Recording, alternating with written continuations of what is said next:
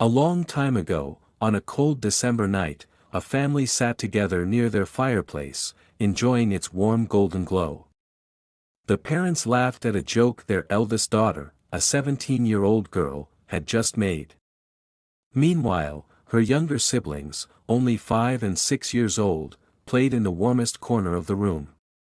An elderly grandmother sat nearby, knitting peacefully, and the youngest member of the family, a tiny baby, lay in a small bed, staring at the flickering firelight. This family lived in one of the harshest places in New England, the White Mountains.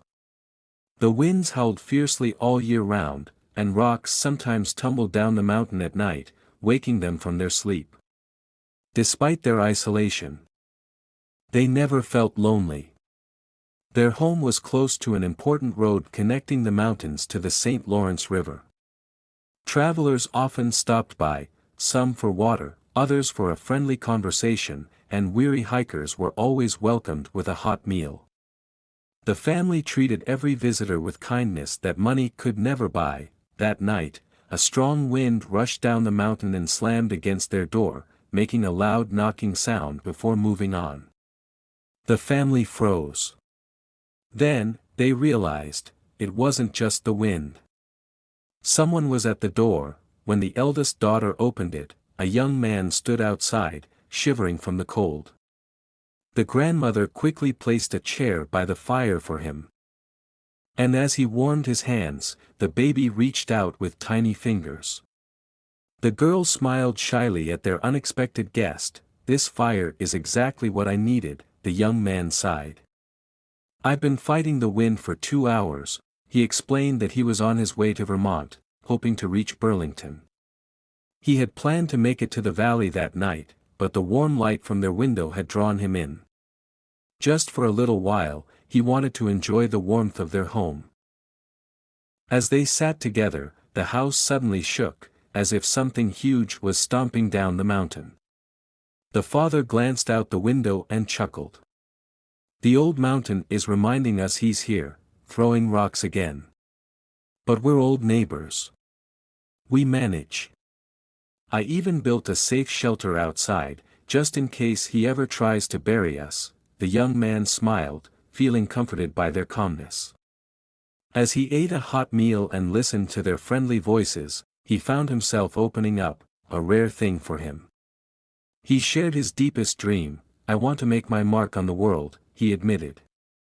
"I want to be famous, admired by thousands. I want to leave behind something that will last forever. But so far, I have achieved nothing. If I disappeared tomorrow, no one would even notice. I cannot die before reaching my destiny. Only then will I rest." The family listened quietly, smiling at his passion. The eldest daughter, noticing how serious he was, whispered shyly, "But isn't it better to be happy here, by the fire, even if no one remembers us?" Her father gazed into the flames, thinking deeply. "There's truth in what he says," he murmured. "If we lived down in the valley, we'd have neighbors, security. I'd have my farm. And in my old age, at least a gravestone to mark an honest life." The young man's eyes lit up. "Yes, exactly. We all want a monument, even if it's just a simple stone marking our lives." The grandmother, still knitting, looked up with a knowing smile. "The young aren't the only ones with secrets," she said. Then, in a soft voice, she revealed something unexpected. She had already sewn her finest funeral clothes, afraid that when she passed, she wouldn't be buried in her best. The young man stared at the fire. "Young or old, we all dream of monuments," he whispered. "I wonder what sailors think when they know the ocean will be their grave." Suddenly, a sound like the roar of the sea filled the air. The house trembled violently. The family and their guest exchanged a terrified glance before shouting in unison, "The slide! The slide!" They ran for the hidden shelter the father had built. A massive wave of earth and rock came crashing down the mountain, like a deadly waterfall, sweeping everything in its path.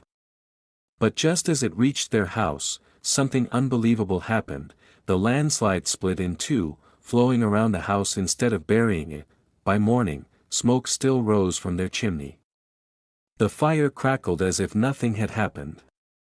The chairs were still arranged around it, as though the family had simply stepped outside for a moment. Some villagers later claimed that a stranger had been with them that night. But the young man was never seen again. His name and his fate remained a mystery, lost forever in the whispers of the White Mountains.